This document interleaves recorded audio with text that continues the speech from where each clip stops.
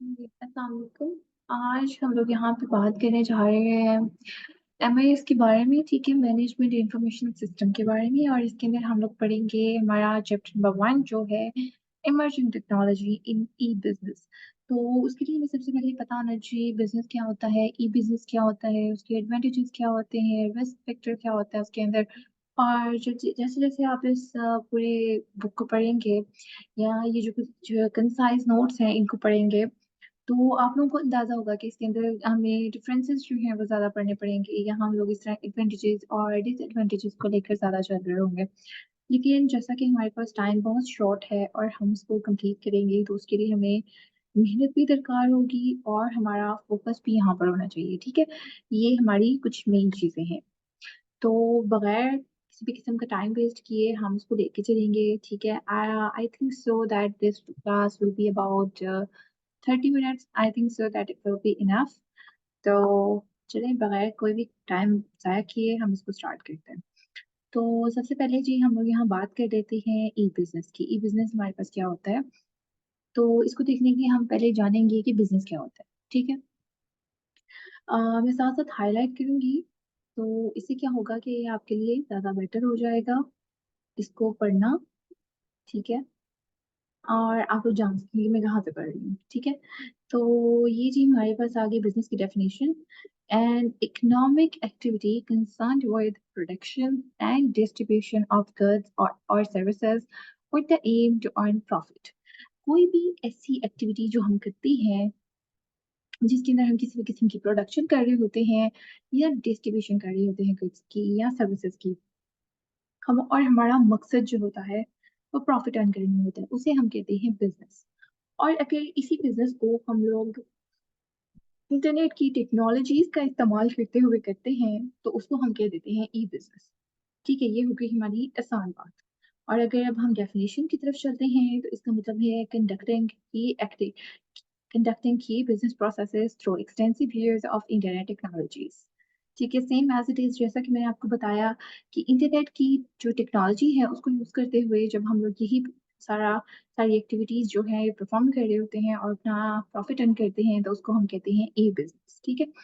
आगे चल के हमें पढ़ना है ई-कॉमर्स, तो आप ये जान लें कि जो ई-बिज़नेस है, ये हमारे पास एक छोटे स्केल पर होता है, जबकि जो ई-कॉमर्स आएगा, वो हमारे पास एक बड़े स्केल पर होगा, ठीक है जी? और अगर हम इसकी एग्ज़ाम्पल्स देखते हैं, तो उसके अंदर हमारे पास कुछ आ जाती हैं, जिसके अंदर हमारी क्रीम, ऊबर और फूड पांडा वगैरह आते हैं। और इन एग्ज़ाम्पल्स को यूज़ करते हुए ही हम आपको बताएँगे कि एडवांटेजेस वगैरह क्या क्या होते हैं और इसके रिस्क फैक्टर को भी जानना हमारे लिए आसान हो जाएगा, ठीक है? अब इसके कुछ एडवांटेजेस देखते हैं ई-बिज़नेस के, तो चीपर टू रन, ठीक है जी? ये हमारे पास इसको रन करना जो है वो थोड़ा सस्ता पड़ता है हमें, ठीक है? हमें इसको रन करना सस्ता पड़ता है, जबकि अगर आप यहाँ पे देखेंगे, तो इसकी जो स्टार्टअप कॉस्ट है, इसकी कॉमन रिस्क में आप देख लें, ये देखिए, ये हमारे पास इसकी कुछ स्टार्टअप कॉस्ट है जो कि हाई होती है, ठीक है? आप लोगों ने इस चीज़ में कन्फ्यूज़ नहीं होना है कि इसको हमने तो पढ़ा था कि ये चीपर टू रन है, इसका एडवांटेज है, तो ये इसका डिफ़रेंस है, ठीक है? वो क्या कि हम लोग जब इसको रन करते हैं ना, तो रन करते हुए हमारे पास इतनी कॉस्ट नहीं आ रही होती, वो हमारे लिए ईज़ी होता है। लेकिन जब हम लोगों ने इसको स्टार्ट करना होता है ना, तो वो हमारे लिए थोड़ा एक्सपेंसिव होता है। वो हम देखेंगे आगे कि जब वो पॉइंट तक पहुँचेंगे, तो हम बताएँगे कि कैसे होता है, ठीक है? उसके बाद जी बेटर इन्फॉर्मेशन फॉर कंट्रोल, ठीक है? जब हम लोगों ने इसको कंट्रोल करना है, तो वो हमें बेटर इन्फॉर्मेशन प्रोवाइड करता है। वो किस तरह से करता है? अगर फॉर एग्ज़ाम्पल हम लोग फूड पांडा की बात करें, आप वहाँ से कोई चीज़ परचेज़ करते हैं, आपका जो सेलर है, उसके पास ऑर्डर रिसीव होता है, ठीक है? उसके पास ऑर्डर रिसीव होता है, मेबी आप एडवांस में पेमेंट करते हैं या आप सीओडी में करते हैं और वो उस चीज़ को उसके अंदर रिकॉर्ड कर लेता है। तो उसको बाद में इसको देखना, इसको कंट्रोल करना कि मेरे कितने कस्टमर्स थे, मेरे कितने ऑर्डर्स थे, इस चीज़ को बहुत ज़्यादा ईज़ी हो जाता है और उसको बेटर इन्फॉर्मेशन भी प्रोवाइड होती है। और इसके बाद हमारे पास पॉइंट आ जाता है नो जियोग्राफिकल बाउंड्रीज़ और ग्लोबलाइज़ेशन का। अगर तो हम लोग वैसे बिज़नेस की बात करते हैं जो ट्रेडिशनल बिज़नेस होता है, तो उसके अंदर हमें क्या करना पड़ता है, हम देखते हैं हमें अगर एक सिटी में हमारा बिज़नेस चल रहा है, तो हम लोग मोस्ट ऑफ द लोग ऐसे होते हैं जो अपने बिज़नेस को जिस सिटी में कर रहे होते हैं, उनकी मजबूरी होती है कि उनको हॉलिडेज़ भी नहीं होती। जो बिज़नेस पर्सन होता है, उसकी कोई छुट्टी नहीं होती है। ठीक है? जॉब पर्सन की तो फिर छुट्टी हो जाती है, बिज़नेस पर्सन की कोई छुट्टी नहीं होती है। तो इसके अंदर क्या है कि बेनिफिट होता है ये बिज़नेस का कि आप किसी भी जगह पर बैठे हैं, आप अपना बिज़नेस रन कर सकते हैं और आपके पास कोई बाउंड्री भी नहीं है। फॉर एग्ज़ाम्पल कि आप लोगों के पास ज़रूरी नहीं है कि उसी सिटी में जिस सिटी में आप बिज़नेस कर रहे हैं, उसी सिटी का कस्टमर आएगा, नहीं। आप लोग पूरे ग्लोबल में, पूरी दुनिया में जहाँ कहीं भी चाहें आप अपना कस्टमर बना सकते हैं। ठीक है? उसके बाद ये क्विक एंड ईज़ी होती है कम्युनिकेशन इसके अंदर। 24/7 की अवेलेबिलिटी जब होगी और उसी वक़्त आपको जवाब मिल जाएगा, उसी वक़्त लोग सवाल करेंगे, आप जवाब देंगे, तो क्या होगा इससे ये आपके लिए क्विक एंड ईज़ी कम्युनिकेशन का बन जाएगा, इसका एडवांटेजेस ये होंगे। उसके बाद जी प्रोवाइड बेटर सर्विसेज़, ठीक है? इसके अंदर जब रिस्पॉन्स अच्छा मिलेगा, फौरी तौर पर मिलेगा, तो उसकी सर्विसेज़ भी जो है इसमें बेटर होंगी, ठीक है? उसके बाद सिम्प्लिफाइज़ बिज़नेस प्रोसेसेज़, ठीक है? उसके बाद हमारे पास अगला पॉइंट आता है इसका एनकरेज इनोवेशन का। इनोवेशन किस तरीके से है कि अगर आप देखेंगे कि जैसे-जैसे लोग ई-बिज़नेस में मोस्ट ऑफ द लोग शिफ्ट हो रहे हैं, तो उनको उनके लिए जो है वो चीज़ें आसान हो रही हैं आप कह लें या कॉम्प्लेक्सिटी भी आ रही है चीज़ों में। लेकिन उसके लिए जब वो नए ऑप्शंस आप लोगों को मिल जाते हैं, फॉर एग्ज़ाम्पल आपने एक वेबसाइट क्रिएट की है, उसके अंदर कुछ अपग्रेडेशंस आती हैं, तो मीन्स उसके अंदर भी इनोवेशन आ रही है। उसके बाद जो अगर आप देखेंगे प्रोडक्ट्स में तो उसके अंदर भी इनोवेशन आ रही है। बहुत सी ऐसी चीज़ें होती हैं, आप फिज़िकली जाएँगे आप लोगों को नहीं मिलेंगी। लेकिन आप अगर यहाँ ई-बिज़नेस में देखेंगे, ऑनलाइन में सर्च करेंगे, आप लोगों को वो चीज़ें मिलेंगी। तो उसमें वो ग्लोबलाइज़ेशन की बात आ गई कि अगर आपकी कंट्री में अवेलेबल नहीं है, तो आप कहीं से भी उसको परचेज़ कर सकते हैं। तो ये सारे बेनिफिट्स हैं ई-बिज़नेस के। ये कस्टमर्स के लिए भी हैं और ये सेलर्स के लिए भी हैं, ठीक है? और वैसे क बिज़नेस के जो पॉइंट ऑफ व्यू से हम बात करते हैं, तो वो हम लोग सेलर के पॉइंट ऑफ व्यू से ही बात करते हैं। उसके बाद जी इसके कुछ कॉमन रिस्क फैक्टर की बात कर लेते हैं, वो क्या होते हैं? इसके अंदर कॉम्पिटिशन जो है वो बहुत इंक्रीज़ हो रहा है। ठीक है, कंपटीशन इस केस में इंक्रीज़ हो रहा है कि फॉर एग्ज़ाम्पल अगर आप इंस्टा अपना ओपन करेंगे या आप किसी वेबसाइट को क्लॉथिंग वेबसाइट को ही चेक करेंगे, तो आपको काफ़ी ज़्यादा मिल जाएँगी कि अगर आप देखेंगे अल्कलम है, सफ़ायर है और बहुत सारे ब्रांड्स हैं, तो आप उसके अंदर देखेंगे कि कंपटीशन कितना ज़्यादा है, ठीक है? तो एक तो ये चीज़ हो गई, उसके बाद जी इसके अंदर हाई सिक्योरिटी रिस्क होता है। सिक्योरिटी रिस्क वे में हम कह सकते हैं कि इसके अंदर ये कस्टमर वाली साइड पे भी आप चले जाएँ तो उसके अंदर भी ये इफ़ेक्ट होगा कि कस्टमर भी फ्रॉड कर सकता है। आप देखेंगे कि दराज़ में बहुत सारे लोग हैं जो इस तरह से फ्रॉड करते हैं। कस्टमर ये कहते हैं कि जब से उन लोगों को ये पता लगा है कि उसके अंदर रिटर्न पॉलिसी होती है, तो वो क्या करते हैं कि कोई भी फ़ज़ूल सी चीज़ होती है अपने पास से लोग डाल देते हैं और उनको पैकेज वापस भेज देते हैं। तो ये भी उसके अंदर जो है हाई सिक्योरिटी रिस्क आ रहा है। तो ये कस्टमर सेलर के लिए भी है और ये कस्टमर वाली साइड से भी है। कस्टमर भी इस तरीके से फ्रॉड कर सकते हैं और अगला पर्सन जो आपको सेल आउट कर रहा है चीज़, वो तो बहुत कुछ देखने में आया है कि आप ऑर्डर कुछ करते हैं और आपको रिसीव कुछ हो रहा होता है। तो ये कस्टमर के लिए भी रिस्क फैक्टर आ जाता है, ठीक है? ये बहुत पार्टीज़ के लिए ही रिस्क फैक्टर है। उसके बाद जी अगर आप हम बात करते हैं इसमें हम पहुँच गए हैं हाई स्टार्टअप कॉस्ट में। अगर आप देखेंगे तो अगर आप अपनी एक वेबसाइट बनाना चाह रहे हैं, वैसे तो बहुत सारे फ्री मोड्स भी आ चुके हैं, लेकिन जो एक सही वे होता है चीज़ बनाने का, उसके अंदर आप ये जानते हैं कि कोई भी काम जो है वो फ्री में नहीं होता। ठीक है?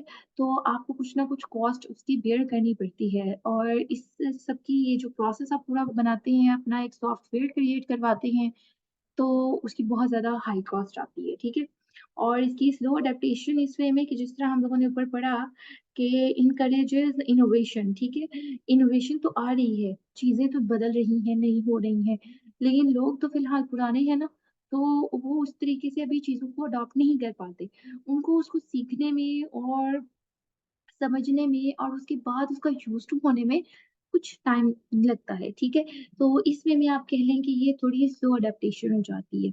उसके बाद हेवीली रिलायंस ऑन टेक्नोलॉजी ये अगर हम बिज़नेस के पॉइंट ऑफ व्यू से हट के भी बात करें ना, तो भी ये बहुत ज़्यादा आजकल है क्योंकि लोग इतना ज़्यादा अटैच हो जाते हैं अपने फ़ोन से कि बस पीछे होना मुश्किल होता है। बाकी ज़िंदगी के दुनिया के सारे काम रह जाते हैं। तो वापस आते हैं टॉपिक की तरफ, बिज़नेस की तरफ। तो इसके अंदर आप देखेंगे कि हेवीली रिलायंस ऑन टेक्नोलॉजी आप लोगों को अगर अपना एक सेटअप रन करना है, आपको अपना सॉफ्टवेयर रन करना है, तो उसके लिए मैंडेटरी है आपको उसके लिए अपना लैपटॉप चाहिए होगा, ठीक है? लैपटॉप चाहिए आपको उसके लिए कुछ डिफरेंट किस्म की मशीनरी भी काफ़ी टाइम चाहिए होती है। अ, क्योंकि कुछ होता है कि सॉफ्टवेयर काफ़ी हैवी होता है, तो आपको उस हिसाब से टेक्नोलॉजी चाहिए। और इसके अलावा आप लोगों को वाईफ़ाई चाहिए होती है। फॉर एग्ज़ाम्पल अगर आप ऑनलाइन वर्किंग कर रहे हैं, तो उसके लिए आप लोगों को हर टाइम एक स्ट्रॉन्ग नेटवर्क कनेक्शन चाहिए। तो इस तरह की बहुत सी और चीज़ें जिनको इतना एक्सप्लेन नहीं मैं कर सकती। तो वो सारी आप लोगों को हेवीली रिलायंस ऑन टेक्नोलॉजी पे ला रही हैं। आगे हम बात करते हैं ई-कॉमर्स की। ई-कॉमर्स में जब हम लोग डिस्कस करेंगे तो हमें सबसे पहले जानना होगा कि कॉमर्स क्या होता है। तो कॉमर्स हमारे पास होती है activity of buying and selling और प्रोडक्ट्स और services specially on a large scale. जैसा कि मैंने आप लोगों को बिज़नेस स्टार्ट करवाया तो उसमें मैंने आपको बताया था कि एक शॉर्टर टर्म है हमारे पास, जबकि हम कॉमर्स की बात करेंगे तो वो हमारे पास एक लार्ज स्केल पर होगी, ठीक है? और यही अगर हम लोग बात करते हैं ई-कॉमर्स की, तो जब यही सारा कुछ हम लोग इंटरनेट को यूज़ करते हुए करेंगे, यही बाइंग एंड सेलिंग प्रोडक्ट्स की, सर्विसेज की हम लोग इंटरनेट को यूज़ करते हुए करेंगे तो वो हमारे पास ई-कॉमर्स आ जाएगा, द ट्रेडिंग ऑफ गुड्स और सर्विसेज़ ऑन इंटरनेट, ठीक है जी। अगर हम लोग अब इसके अंदर थोड़ा कंपैरिज़न करते हैं, हमारे ट्रेडिशनल कॉमर्स का और हमारे ई-कॉमर्स का, तो उस कंपैरिज़न में हम लोग एक्सेसिबिलिटी को देखेंगे। एक्सेसिबिलिटी में जो हम लोग फैक्टर देख रहे हैं हमारा पहला, तो अगर आप देखेंगे तो ट्रेडिशनल कॉमर्स जो है इसका काफ़ी लिमिटेड टाइम होता है, लाइक आप 9 टू 5 की एग्ज़ाम्पल ले लें। मोस्ट ऑफ द टाइमिंग यही होती है कि 9 टू 5 आपको काम करना पड़ता है, जबकि ई-कॉमर्स में आप 24/7 आवर्स जो हैं अपने कस्टमर के लिए अवेलेबल रह सकते हैं। आप कहीं पे भी बैठे हैं तो किसी भी टाइम आपको कोई ऑर्डर रिसीव हुआ है तो आप उस टाइम उसको रिस्पॉन्स करेंगे। और उसके बाद ये गुड्स फिजिकल इंस्पेक्शन, ये जो है ट्रेडिशनल कॉस्टिंग में ये ऑप्शन हमारे पास अवेलेबल होती है, जबकि ई-कॉमर्स में नहीं होती। कस्टमर देखता है चीज़ को फिर लेता है, जबकि ई-कॉमर्स में ऐसा नहीं होता। उसको इंस्पेक्ट नहीं कर सकता कि चीज़ अच्छी है या बुरी है, ठीक है? परचेज़ करने से पहले वो नहीं देख सकता। अगर अगर हम कस्टमर की इंटरेक्शन की बात करते हैं, तो कस्टमर इंटरेक्शन में ट्रेडिशनल में फ़ेस टू फ़ेस होती है, जबकि ई-कॉमर्स में वैसे तो इंटरेक्शन जो है कस्टमर की वो आप फॉर एग्ज़ाम्पल मैसेजेस पे ही देख लें आप, वहाँ पे ज़्यादा होती है। लेकिन अगर फॉर एग्ज़ाम्पल वो देखना चाहता है, तो भी वो फ़ेस टू स्क्रीन होगी, ठीक है? अगर हम स्कोप ऑफ बिज़नेस की बात करते हैं, तो स्कोप ऑफ बिज़नेस में हमारे पास कुछ लिमिटेड टू पार्टिकुलर एरिया होता है, ठीक है? जैसे हमने बात की ऊपर ग्लोबलाइज़ेशन की, तो ट्रेडिशनल कॉमर्स में तो आप जिस एरिया में बैठे हैं, आप उसी एरिया तक लिमिट होगी ना आपकी चीज़, आप उससे बाहर नहीं जा सकते। लेकिन जबकि आप ई-कॉमर्स में जाएँगे, आप अपनी वेबसाइट वगैरह क्रिएट करेंगे, डिफरेंट कंट्रीज़ से, डिफरेंट सिटीज़ से लोग आपको अप्रोच करेंगे, तो ये आपका अक्रॉस द ग्लोब हो गया। उसके बाद जी बिज़नेस रिलेशनशिप की बात करते हैं, तो ट्रेडिशनल में ये लीनियर होता है, जबकि कॉमर्स में ये एंड टू एंड होता है। मार्केटिंग की बात करते हैं, तो वो ट्रेडिशनल में ये वन वन वे मार्केटिंग होती है, जबकि कॉमर्स में ये वन टू वन मार्केटिंग होती है। पेमेंट की बात करते हैं, तो पेमेंट ट्रेडिशनल और ई-कॉमर्स में आप कह लें कि सिर्फ़ थोड़ा बहुत नाम का फ़र्क आता है, बाकी इतना कोई फ़र्क नहीं है इसके अंदर। ये कैश में हो जाएगी, चेक में हो जाएगी, क्रेडिट कार्ड वग़ैरह में हो जाएगी। और अगर ई-कॉमर्स की बात करते हैं तो इसमें कैश जो है वो सीओडी हो जाता है कि आप चीज़ भेजेंगे तो फिर जैसा कि आप लोगों ने अक्सर ऑर्डर भी प्लेस किए होंगे, डेबिट और क्रेडिट कार्ड वग़ैरह से हो जाती है। मतलब सेम ही है, कोई इतना फ़र्क नहीं है दोनों की पेमेंट में। प्रोसेसिंग ऑफ ट्रांज़ैक्शन की बात करते हैं, तो ये मैनुअली करना पड़ता है आपको, ठीक है? ट्रेडिशनल में आपको ये सारा कुछ मैनुअली करना पड़ता है हैंडल, जबकि ई-कॉमर्स में ये ऑटोमैटिकली हो रहा होता है। फॉर एग्ज़ाम्पल अगर हम दराज़ की एग्ज़ाम्पल लेते हैं या हम लोग फूड पांडा की एग्ज़ाम्पल लेते हैं, तो उसके अंदर आप देखेंगे कि एक कस्टमर है वो उसने ऑर्डर प्लेस किया है, तो वो उसी टाइम जो है सेलर को रिसीव होता है ऑर्डर और वो उसकी जो है जो उससे परचेज़ की होती है प्रोडक्ट, उस तक पहुँचाने की तैयारी शुरू कर देता है, ठीक है? और उसके बाद जो उसको पेमेंट रिसीव होती है, मेबी वो उसको एडवांस में होती है सीओडी में होती है, तो उसको रिकॉर्ड इतना सा कर लेता है। तो ये उसके लिए जो है सारा कुछ ऑटोमैटिकली हो रहा होता है कि उस बंदे को कुछ भी अपने रजिस्टर पे नोट डाउन करने की ज़रूरत नहीं पड़ती।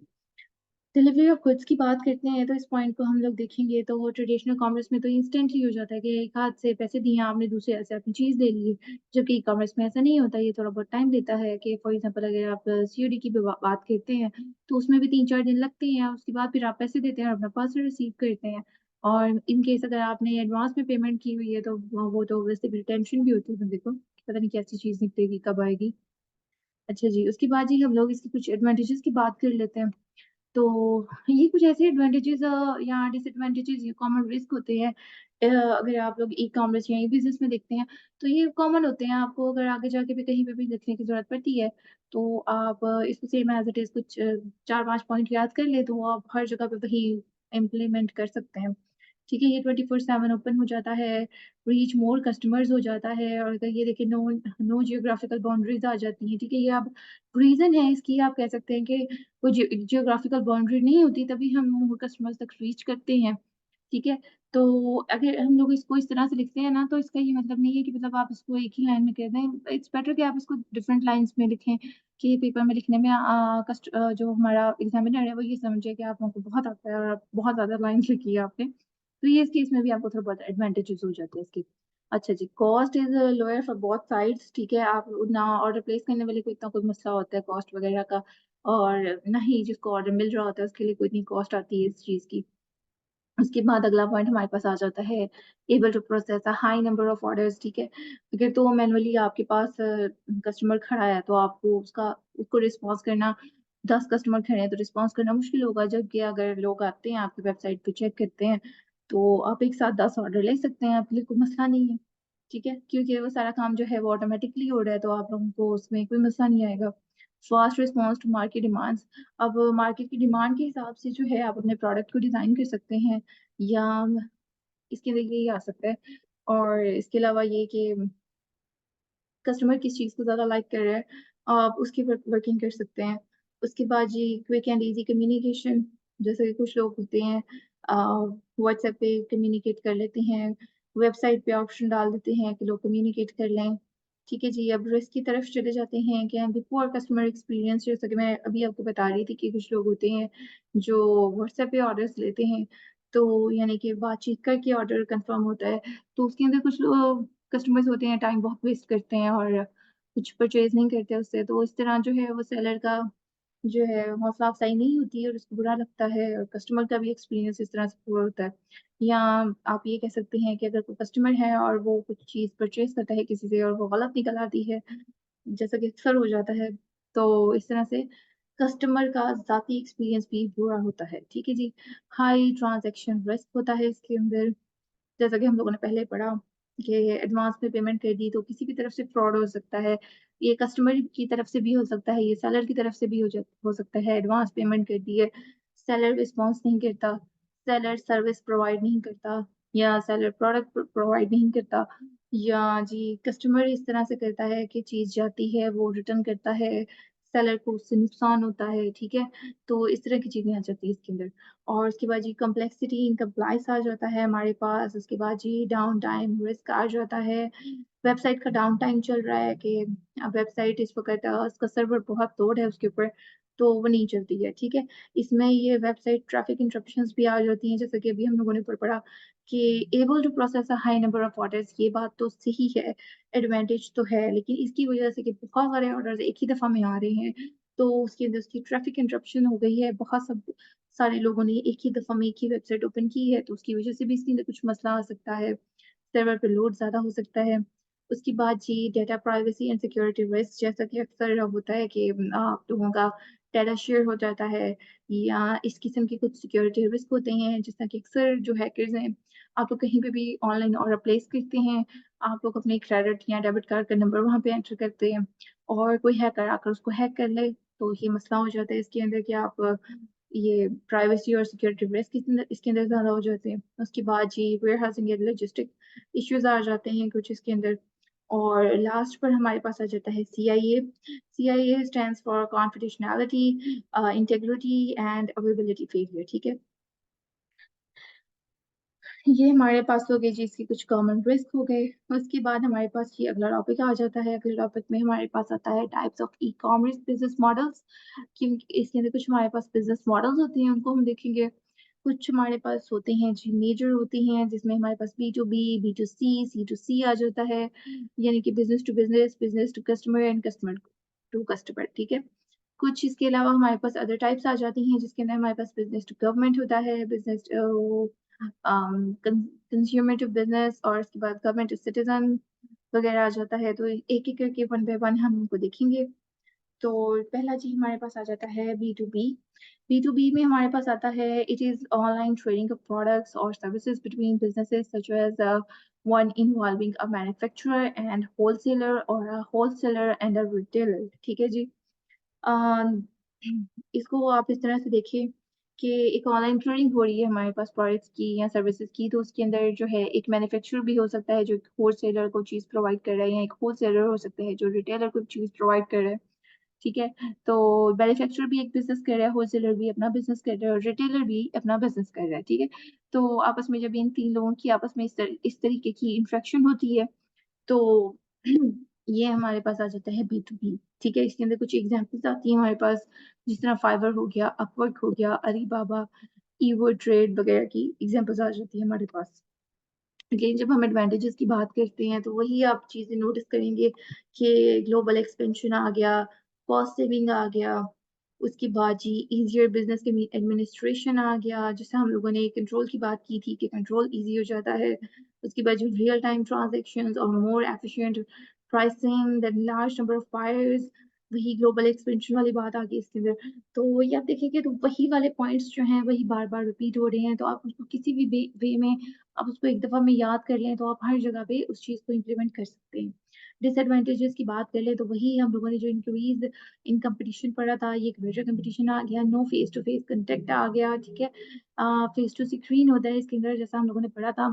अननोन सप्लायर्स की मतलब सप्लायर्स का हमें कोई पता नहीं होता, कोई हमें नॉलेज नहीं होती कि अगला बंदा कौन है, कैसा है, क्या चीज़ प्रोवाइड करेगा हमें, ठीक है? हेवीली टेक्नोलॉजी ड्राइवन कि जिस तरह हम लोगों ने पहले पढ़ा ऊपर कि हम लोग टेक्नोलॉजी पे रिलाई कर रहे हैं, तो ये वो चीज़ आ गई।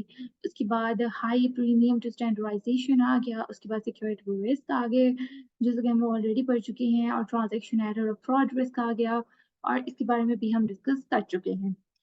उसके बाद जी हम बिज़नेस टू कस्टमर की बात करते हैं। बिज़नेस टू कस्टमर में इन व्हिच प्रोडक्ट्स और services are sold by company to the consumers through internet. ठीक है जी? कुछ ऐसा बिज़नेस होता है जिसके अंदर जो है वो प्रोडक्ट डायरेक्ट कस्टमर तक प्रोवाइड किए जा रहे होते हैं। इसके अंदर आप अगर हम देखें तो रिटेलर टू कस्टमर की एग्ज़ाम्पल भी ले सकते हैं, ठीक है? इसके अंदर उसने एग्ज़ाम्पल दी हमें नेटफ्लिक्स की, अमेज़न की, वॉलमार्ट की, तो इसके अंदर हम इसके कुछ एडवांटेजेस देख लेते हैं। तो एडवांटेजेस आप अगेन देखेंगे तो वो सेम ही होंगे। ग्लोबल एक्सपेंशन की बात आ गई, कॉस्ट सेविंग की बात आ गई, लार्ज नंबर ऑफ कस्टमर्स की बायर्स की बात आ गई। उसके बाद जी ईज़ियर बिज़नेस एडमिनिस्ट्रेशन की बात आ गई, रियल टाइम ट्रांज़ैक्शंस आ गई, मोर एफिशिएंट प्राइसिंग आ गई। आप देखें कि बिल्कुल सेम एज़ इट इज़ चीज़ें हैं और कोई भी इसके अंदर कॉम्प्लेक्सिटी नहीं है कि आप लोग समझे कि बहुत सारे पॉइंट्स याद करने पड़ेंगे, तो ऐसा बिल्कुल नहीं है। डिसएडवांटेजेस में देन ग्रेटर कॉम्पिटिशन आ गया, no face to face in contact आ गया, heavily technology driven, high premium standardization, security concerns और इसके बाद transaction errors, the fraud risk and shown and received things may be different. जैसे कि अक्सर होता है, ठीक है जी। उसके बाद जी कंज़्यूमर टू कंज़्यूमर की बात कर लेते हैं कि एक कस्टमर है, वो आपस में दूसरे कस्टमर के साथ किस तरीके से ट्रेड करेगा। इस चीज़ को देख लेते हैं। A business model whereby consumers trade with each other on internet by using the third party platform. इसके अंदर जी हमारे पास ओएलएक्स की एग्ज़ाम्पल आ जाती है, जो कि बहुत कॉमन है, ठीक है? इसको मैं हाइलाइट कर देती हूँ। ये बहुत कॉमन है हमारे पास कि एक बंदा है, वो अपनी चीज़ किसी दूसरे को सेल आउट कर रहा होता है, लाइक सेकंड हैंड मिल रही होती है, ठीक है? और इसके भी कुछ एडवांटेजेज़ हैं, वो भी सेम एडवांटेजेज़ हैं, ठीक है? इसके अंदर बेसिकली जो डेफिनिशन है उसको मैं दोबारा से हाइलाइट कर देती हूँ कि a business model whereby consumers trade with each other on internet by using third party platforms कि कोई भी थर्ड पार्टी का प्लेटफ़ॉर्म यूज़ करते हैं और कंज्यूमर्स आपस में ट्रेडिंग करते हैं, ठीक है? कोई अपनी चीज़ दे देता है, कोई दूसरे से उसकी चीज़ ले लेता है, ठीक है? बोथ हैव टू पे। तो इसके लिए कुछ एडवांटेजेज़ हम देख लेते हैं। Large number of buyers, direct interactions, eliminates waste of time and cost, quick selling, wide consumer choice, ठीक है? सारे आपको तकरीबन वही मिल रहे होंगे, इसमें भी कुछ है, ये क्विक सेलिंग का है कि मोस्ट ऑफ द टाइम कि अगर फॉर एग्ज़ाम्पल आप लोगों ने अपना कोई ऑयलेक्स की एग्ज़ाम्पल ली है हम लोगों ने, तो कोई भी अपनी पुरानी चीज़ सेल करनी है, कुछ शेयर सेल करनी है, तो वो आप लोग अपनी सिटी में रह के आपके लिए थोड़ा मुश्किल है या आप लोगों से इंटरेक्ट नहीं करते, तो आप लोग जस्ट जाएँ यहाँ पे उसकी पिक्चर्स अपलोड करें और फिर देन आप लोगों को जो कंज़्यूमर है वो खुद ही अप्रोच कर लेगा। और इवन आपको किसी की दूसरे की चेयर पसंद आती है तो आप उससे एक्सचेंज भी कर सकते हैं, ठीक है? उसको आपकी पसंद आ गई, आपको उसकी पसंद आ गई, आप एक्सचेंज कर लें, तो ऐसा भी हो सकता है, ठीक है? तो ये हमारे पास आ गया कंज़्यूमर टू कंज़्यूमर का बिहेवियर और इसके कुछ डिसएडवांटेजेस हैं हमारे पास। जिसके अंदर जी प्रोडक्ट क्वालिटी में भी सफ़र्ड, ठीक है, प्रोडक्ट की क्वालिटी जो है वो उसका डाउन हो सकती है, ठीक है? वो भी सफ़र कर सकती है। उसके बाद जी shown and receive things can be different, most common issue, then fake communications can be created, ठीक है जी। उसके बाद ट्रांज़ैक्शन एरर और फ्रॉड्स में बी अकर। तो ये बहुत कॉमन है जो कि हम लोग अक्सर देखते हैं, कभी ऑनलाइन चीज़ ऑर्डर करते हैं तो उसके लिए उसमें ये सारे मसले-मसाइल हमें फेस करने पड़ते हैं। तो ये सारा कुछ लिखना हमारे लिए इतना एज़ सच कोई म मस मसला नहीं होगा, ठीक है? उसके बाद जब बिज़नेस टू गवर्नमेंट की बात कर लेते हैं, उसके अंदर हम लोग सेम एज़ इट इज़ यही उसके एडवांटेजेस और यही उसके डिसएडवांटेजेस होंगे, ठीक है?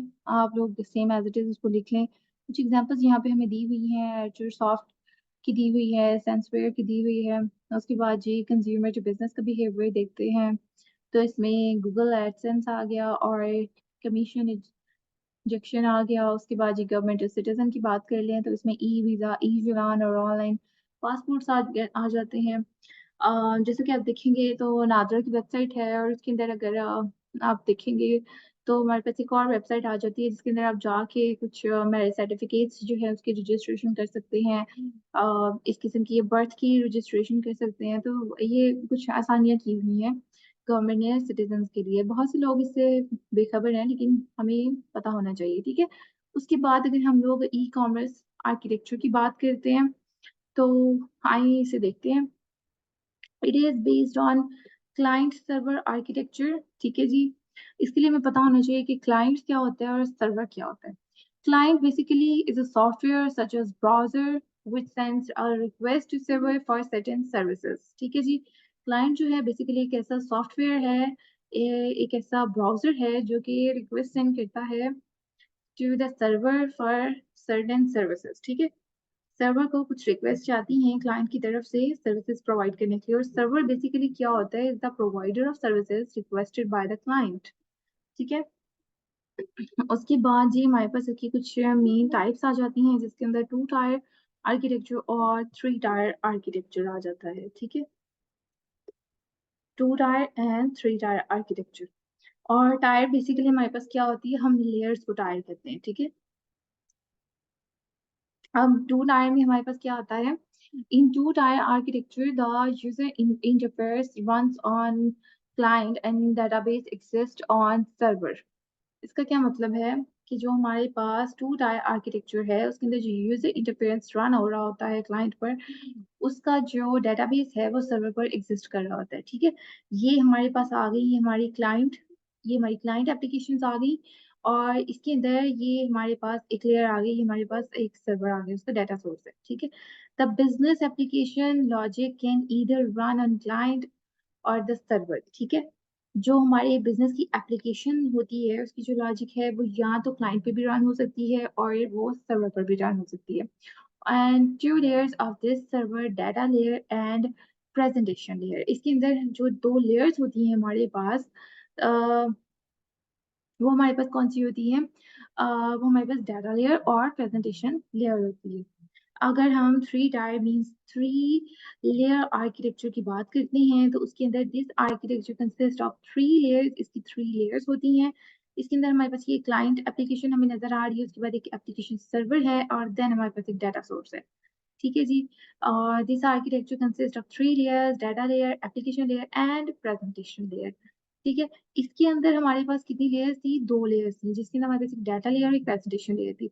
और इसके अंदर हमारे पास किस चीज़ की एडिशन होगी है एप्लीकेशन लेयर की, ठीक है? The application logic lives in the middle tier application service that provides process management services, ठीक है जी। और एन टायर जो है एक हमारे पास आ जाता है entire architecture refers to the structure of a software application divided into multiple tiers, ठीक है। और मल्टी टायर जो आर्किटेक्चर होता है इसको देख लेते हैं। often referred as an n-tier architecture, ठीक है? अ, अ, यहाँ पे हमारे पास आ जाता है multi tier architecture is a client server architecture in which presentation, application processing, and data management functions are physically separated. The most widespread use of multi-tier architecture is the three-tier architecture. ठीक है? तो इसके अंदर जो wide spread use होता है वो हमारे पास थ्री टायर आर्किटेक्चर को ही वो कह रहे हैं मीन्स थ्री लेयर आर्किटेक्चर जिसके अंदर क्लाइंट एप्लीकेशन, एप्लीकेशन सर्वर और डाटा सोर्स था हमारे पास। सो आई थिंक कि हमारे लिए इतना इनफ है। उसके बाद जी हमारे पास आ जाता है यहाँ पे ईडीआई यानी कि इलेक्ट्रॉनिक डाटा डॉक्यूमेंट और इंटरचेंज। तो इसमें जो है हम नेक्स्ट वीडियो में देखेंगे। तो तब तक के लिए जी अल्लाह हाफ़िज़।